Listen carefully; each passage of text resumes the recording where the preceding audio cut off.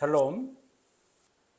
설교를 들으시는 모든 분들께 하나님의 은혜가 충만하시기를 기원합니다. 아멘.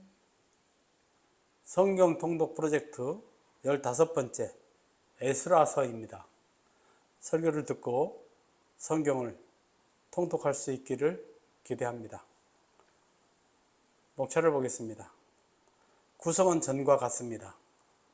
성경의 파노라마, 에스라 개관, 에스라 내용 분해, 에스라 포인트 체크, 징검다리 설교, 에스라 교훈, 에필로그로 구성되어 있습니다. 구약 성경의 파노라마를 보겠습니다. 이스라엘 천년왕국의 연대표를 아는 것이 중요합니다. 천년의 역사 연대표를 간단히 펼쳐 바벨론에 의한 이스라엘 멸망 전후의 역사서를 이해하기 쉽게 하고자 합니다. 그래서 출애굽 역사부터 체크해 봅니다. BC 1450년에 출애굽했습니다. 1050년에 사울이 왕이 오르면서 이스라엘 왕정이 시작됩니다. 930년에 남북이 분열되고 722년에 북이스라엘이 멸망합니다. 605년에 바벨론이 남유다를 1차로, 597년에 2차로 침공합니다. 586년에 바벨론의 3차 침공으로 유다가 멸망합니다. BC 537년 1차 포로 귀환이 이루어집니다. 스룹바벨에 의한 성전 건축은 516년에 완성됩니다. BC 474년부터 473년까지는 하만에 의한 에스더와 모르드게의 불임절 사건이 있었고, 458년에 제2차 포로 귀환은 에스라가 주도해서 신앙개혁 운동을 합니다. BC 444년에 제3차 포로 귀환이 있는데 느헤미야가 주도해서 성벽을 재건합니다. 성벽 재건은 52일 만에 이루어집니다. 에스라서의 기록은 BC 444년입니다. 연대표를 간략하게 살펴봤습니다. 두 번째 에스라서 개관입니다. 이스라엘 멸망 후에 BC 537년부터 400년까지 에스라, 느헤미야, 에스더 세 권의 역사서가 이어집니다. 에스라서는 BC 537년부터 BC 444년 제1차 포로 귀환에서부터 제3차 포로 귀환 직전까지의 역사가 기록되어 있습니다. 저자 에스라는 포로 귀환과 제2 예루살렘 성전 건축과 에스라의 신앙 개혁을 중심으로 한 선민 이스라엘 공동체의 회복과 재건 과정에 대하여 기록하였습니다. 에스라서의 구조는 1, 2차 포로 귀환을 기점으로 양분됩니다. 에스라서 내용 분해해 보겠습니다. 전반부 크게 두 부분으로 1, 2장과 3장에서 6장까지로 양분할 수 있는데, 1장은 고레스 포로 귀환 및 성전 재건 허가 측령과 제1차 포로 귀환을 기록했습니다. 2장은 제1차 포로 귀환자들의 명단 및 예물 헌납하는 내용이 기록되어 있고, 두 번째 단락인 3장에서 6장까지는 제2 예루살렘 성전 재건 공사가 기록되었는데, 3장은 초막절 준수와 성전 지대 축조 기념식이, 4장은 성전 재건 공사를 사마리아인들이 방해하고 공사가 중단되는 내용이, 5장은 선지자들을 통한 성전 재건 공사 재개와 적들의 방해가, 6장은 다리오 왕의 비전과 성전 재건 완료 및 유월절 준수가 기록되어 있습니다. 후반부 7장에서 10장 제2차 포로 귀환과 신앙개혁 운동입니다. 후반부도 두 부분으로 나눌 수 있는데 7장에서 8장과 9장에서 10장입니다. 먼저 7장은 바사왕 아닥삭스다의 조서와 에스라의 주도로 2차 포로 귀환이, 8장은 귀환자의 명단 및 예루살렘 도착과 희생 제사가 기록되어 있습니다. 9장은 백성들의 통원 실태와 에스라의 중보와 신앙개혁 운동이 10장은 백성들의 통회와 개혁 조치 발표 및 이방 여인들을 취한 자의 명단이 기록되어 있습니다. 에스라 포인트 체크입니다. 첫 번째, 하나님 약속의 확실성. 하나님은 범죄한 당신의 백성들을 심판하사 그들을 이방 땅의 포로로 잡혀가게 하면서도 에레미야 선지자를 통하여 70년 후에 다시 그들을 회복시킬 것을 말씀하셨습니다. 에레미야 25장 11절에서 14절에 기록되어 있습니다. 이 말씀대로 하나님은 당신의 백성에 대한 징계의 기간이 찾아 고레스를 통하여 이스라엘 포로를 해방시키므로 당신의 백성을 회복시켜 주셨습니다. 고레스의 칙령은 제국 내 모든 식민 국가들을 대상으로 한 것이었지만 철저하게 역사의 주관자 되시는 하나님의 강권적인 섭리에서 비롯된 것이었습니다. 하나님의 일찍이 고레스가 역사에 등장하기 무려 160년 전에 고레스를 통해 이스라엘을 해방시킬 것을 예언하셨습니다. 이사야 44장 28절에서 45장 3절에 나와 있습니다. 20년 걸린 성전 재건 공사입니다. 1차 포로 귀환은 BC 537년으로 이때 귀환자들의 영도자는 세스바살과 스룹바벨로서 유다 왕족이었습니다. 이들은 BC 536년 성전 재건 공사를 시작하였는데 사마리아인들의 방해로 16년 동안 공사가 중단되었다가 학기와 스가랴 선지자의 동료로 BC 520년에 공사를 재개하였고 하나님의 도우심을 힘입어 4년 만인 BC 516년에 귀환한 지 20년 만에 제2성전인 스룹바벨 성전을 준공하게 됩니다. 세 번째 포인트는 거룩한 공동체를 위한 신앙개혁 운동입니다. 포로에서 귀환한 이스라엘 자손들은 성전을 재건하고 제사를 회복함으로써 외형적으로 선민의 정체성을 회복하였습니다. 그러나 내부적으로는 이방인과의 통혼이라는 심각한 문제를 안고 있었습니다. 이방인과의 통혼은 율법이 금하는 일로서 이는 곧 여호와 신앙의 순수성을 훼손하는 일이었습니다.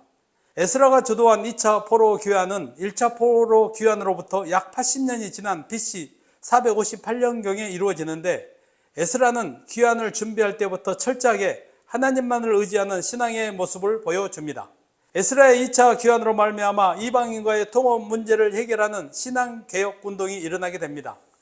에스라는 신앙개혁 과정을 통해 이스라엘 공동체를 거룩하게 하고 하나님의 약속이 신실하게 이루어진다는 점을 강조하며 하나님께서 그분의 백성들을 끝까지 인도하신다는 메시지를 전합니다. 징검다리 설교, 원포인트 설교를 하겠습니다. 제목은 중단된 성전 공사 재개입니다. 본문은 에스라서 5장 1절에서 5절입니다. 같이 한번 읽어보겠습니다. 선지자들 곧 선지자 학개와 이또의 선자 스가랴가 이스라엘의 하나님의 이름으로 유다와 예루살렘에 거주하는 유다 사람들에게 예언하였더니 이에 스알디엘의 아들 스룹바벨과 요사닥의 아들 예수아가 일어나 예루살렘에 있던 하나님의 성전을 건축하기 시작하며 하나님의 선지자들이 함께 있어 그들을 돕더니 그때에 유브라데강 건너편 총독 다뜨네와 스달보스네와 그들의 동관들이 다 나와 그들에게 이르되 누가 너희에게 명령하여 이 성전을 건축하고 이 성곽을 마치게 하였느냐 하기로 우리가 이 건축하는 자의 이름을 아뢰었으나 하나님이 유다 장로들을 돌보셨으므로 그들이 능히 공사를 막지 못하고 이 일을 다리오에게 아뢰고 그 답장이 오기를 기다렸더라. 아멘. 설교 본문의 맥락을 짚어보겠습니다. 첫째, 성전 재건 공사가 적들의 방해로 중단되었습니다. 이스라엘 백성들은 제1차 귀환 후 성전 재건 공사를 위한 조직을 편성하고 성전 지대 축조 기념식을 하고 기쁨으로 찬양하며 공사를 시작하였습니다. 그러나 사마리아인들은 선민 공동체의 신앙의 구심점이 될 성전 재건을 여러 가지 방법으로 막았습니다. 결정적으로 그들이 바사왕 아닥삭스다에게 상소하여 아닥삭스다 왕이 예루살렘 성전 재건 공사 중단 명령을 내림으로 공사가 중단되었습니다. 두 번째, 사마리아인의 방해로 중단되었던 성전 재건 공사는 학개와 스가랴 선지자의 동료로 재개되었습니다. 성전 건축을 독려하는 선지자들의 말을 듣고 스룹바벨과 예수아가 일어나서 예루살렘 성전 건축을 재개하였습니다. 이때 성전 재건을 독려하기 위한 선지자들의 메시지는 학개서와 스가랴 선지서에 잘 나와 있습니다. 세 번째, 성전 공사가 재개되자 강서편 총독 다뜨네와 스달 보스네가 관료들을 거느리고 유다 귀환민들에게 누구의 명령으로 성전 공사를 하는지 다그쳐 묻고 책임자가 누구인지도 물으며 압박하였습니다. 그러나 하나님께서 유다 장로들을 돌보셨으므로 저희가 공사를 중단시키지는 못하고 다리오 왕에게 보고한 뒤 다리오 왕의 지시를 기다립니다. 네 번째, 바사의 다리오 왕은 성전 재건을 허락한 고레스의 주소가 발견되었으므로 성전 재건이 정당하다는 단순한 비준이 아니라 다리오 왕 자신이 이스라엘 민족의 성전 재건을 적극 지원하는 내용으로 고레스를 능가하는 우호적인 조치를 취하였습니다. 다섯 번째, 제2 예루살렘 성전, 스룹바벨 성전의 준공입니다. 다리오 왕은 성전 건축을 중단시키려고 저서를 보냈던 강서편 총독들에게 성전 건축을 위해서 적극적 원조까지 하라고 명령하여서 이를 강서편 총독들이 준행하여 이스라엘 성전 건축을 도왔으므로 성전 재건 공사가 원만하게 진행되고 준공되어서 하나님의 성전 봉헌식을 성대하게 거행합니다. 설교 본문의 포인트 체크. 첫 번째, 귀환한 백성들이 기대와 기쁨으로 시작한 성전 재건 공사는 성전 지대만 놓고 중단되었습니다.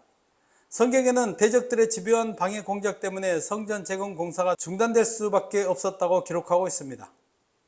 바하사왕 아닥사스다의 저서에 따른 성전 재건 공사의 중단은 원천적으로 성전 재건이 불가능할 것처럼 보이게 하였고 실제로 성전 재건 공사는 16년이란 긴 세월 동안 멈춰 있었습니다. 영원히 중단될 것 같았던 성전 재건 공사는 학개와 스가랴 선지자들의 활약으로 재개되었습니다. 그때 학개 선지자가 전한 메시지는 학개서 1장 4절을 보면 이 성전이 황폐하였거늘 너희가 이때 판벽한 집에 거주하는 것이 옳으냐? 또 1장 8절에 너희는 산에 올라가서 나무를 가져다가 성전을 건축하라. 그리하면 내가 그것으로 말미암아 기뻐하고 또 영광을 얻으리라.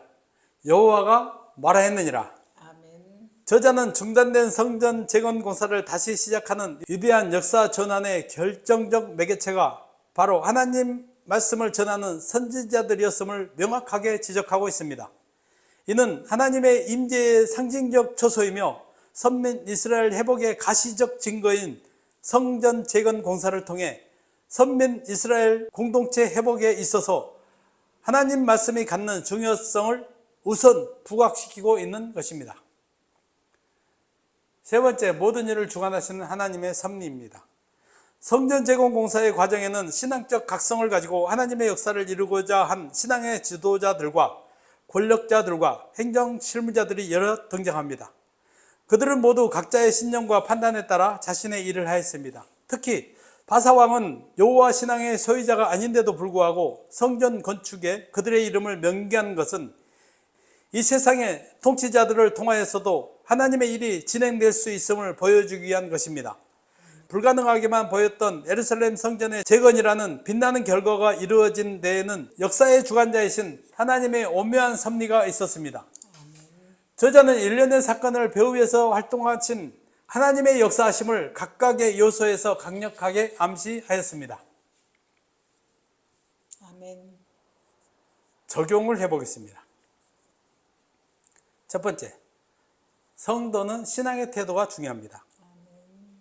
성전에 대한 태도는 하나님의 영광과 나라와 뜻에 대한 우선적인 태도요, 예배에 대한 태도라고 할 수 있습니다. 하나님에 대한 신앙으로 귀환한 백성들에게 성전 재건은 단순히 몇몇 지도자들만의 일이 아니라 모든 하나님의 백성이 해야 할 하나님의 일이었습니다. 이스라엘 백성은 성전을 재건하는 과정에서 수많은 어려움을 겪었지만 하나님의 선지자의 말씀을 듣고 하나님을 믿는 믿음과 공동체의 헌신으로 이를 극복하고 성전이 완공될 수 있었습니다. 이를 통해 우리는 신앙 공동체는 무엇보다 하나님을 믿는 마음가짐, 신앙의 태도가 중요하다는 것을 알 수 있습니다. 성도는 무슨 일을 할 때 외부적 방해나 내부적 갈등이 있어도 포기하지 말고 하나님의 말씀을 믿는 믿음으로 인내하는 신앙의 태도를 가져야 합니다. 두 번째, 성전 재건은 예배의 회복을 의미합니다. 이스라엘 백성들에게 성전은 하나님의 임재의 처소이자 제사를 통해 하나님과 백성들이 만나는 장소였습니다. 따라서 성전 재건은 단순한 건축 프로젝트가 아니라 하나님의 백성으로서 예배의 회복을 상징하는 것이었습니다. 이는 하나님과의 관계를 재건하는 것으로 포로에서 귀환한 공동체에 하나님의 선민의 정체성을 확립하는 것이기도 했습니다. 포로에서 귀환한 백성들의 신앙은 먼저 무너진 성전을 다시 세움으로써 하나님께 드리는 예배를 회복하여 이스라엘 백성 공동체의 중심이 여호와 신앙임을 공포하였습니다. 이를 통해 성도들은 무슨 일을 하다가 실패했을 때 무엇보다 먼저 하나님의 말씀을 듣고 다시 예배를 회복하는 성결한 신앙생활을 우선해야 함을 배울 수 있습니다. 성도가 성결한 신앙으로 예배를 회복할 때 하나님은 성도와 함께 해주셔서 하나님의 영광을 위하여 성도의 무너진 삶도 회복시켜 주시고 최후 승리를 할 수 있게 해 주십니다. 세 번째, 하나님이 받으시는 큰 영광의 성전입니다. 제2성전은 이전 솔로몬 성전보다 지대를 놓을 때부터 작았습니다.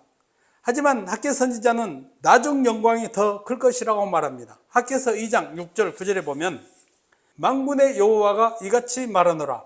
조금 있으면 내가 하늘과 땅과 바다와 육지를 진동시킬 것이요 또한 모든 나라를 진동시킬 것이며 모든 나라의 보배가 이르리니 내가 이 성전에 영광이 충만하게 하리라. 만군의 여호와의 말이니라. 은도 내 것이요 금도 내 것이니라. 만군의 여호와의 말이니라. 이 성전의 나중 영광이 이전 영광보다 크리라. 만군의 여호와의 말이니라. 내가 이곳에 평강을 주리라. 만군의 여호와의 말이니라. 아멘. 물론 이 메시지는 궁극적으로 예수 그리스도를 상징하는 말이긴 하지만 당시의 사람들에게 큰 위로와 기쁨이 되는 하나님의 말씀입니다. 귀환한 백성들이 어려운 환경 가운데서 완성한 제2예루살렘 성전은 이전보다 작았지만 하나님은 그들이 여호와를 향한 열심으로 헌신하며 인내하여 승리한 신앙 성전을 기쁘게 받으셨습니다. 하나님의 섭리를 믿는 성숙한 신앙인의 삶입니다.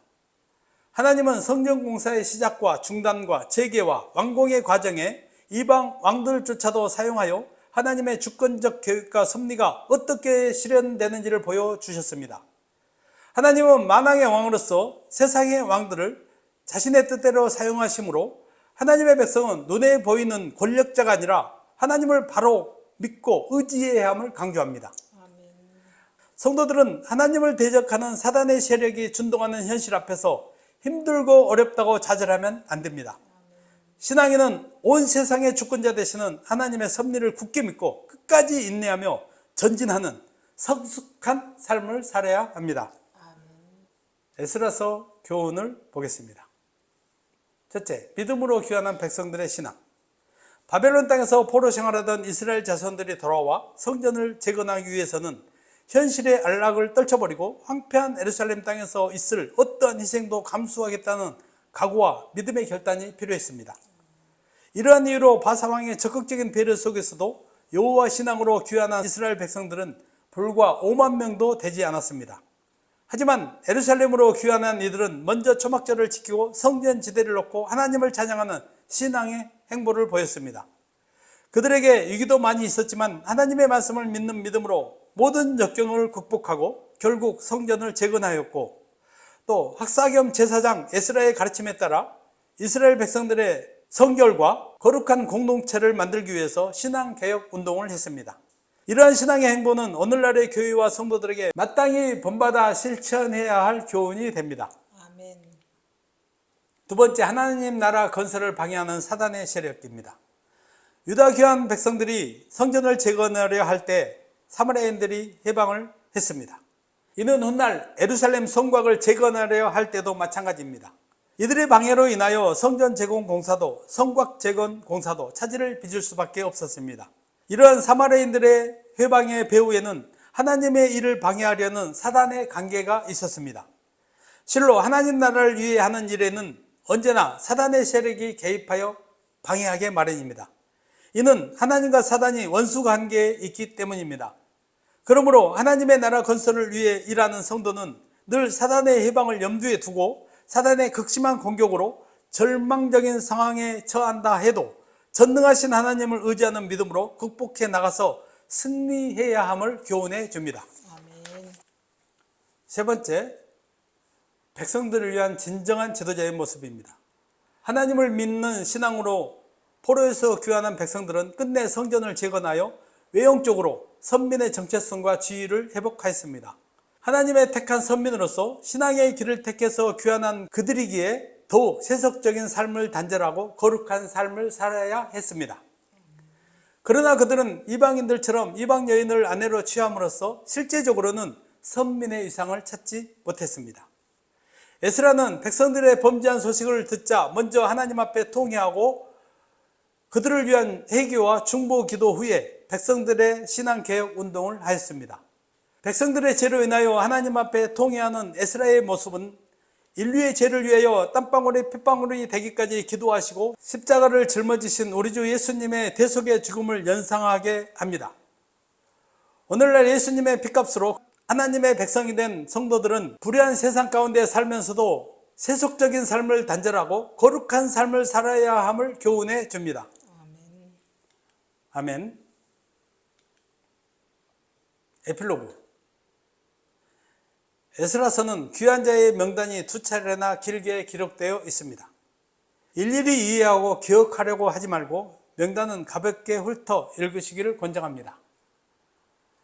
에스라서 분량은 10장 20적 정도 되니 40분 정도면 한번 통독할 수 있습니다. 설교를 듣고 에스라서를 열심히 읽을 수 있기를 바랍니다. 말씀을 정리하고 마치겠습니다. 에스라서는 포로에서 귀환한 백성들의 성전 건축과 여호와 신앙을 기록했습니다. 그들은 하나님을 믿는 확고한 신앙으로 성전 건축을 방해하는 세력들과 싸워야 했고 성전을 건축한 후에는 신앙의 성결을 위해서 내부적인 신앙 개혁을 했습니다. 오늘날 살아가는 성도들에게도 세상과 구별되게 거룩한 신앙의 삶을 살기 위한 믿음의 선한 싸움이 요구됩니다.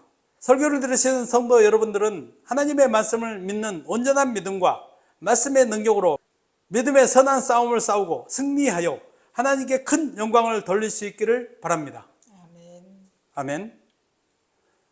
설교를 듣고 성경을 읽으시는 모든 분들께 하나님의 사랑과 은혜와 말씀의 능력이 충만하시기를 주의 이름으로 축원합니다. 아멘. 아멘.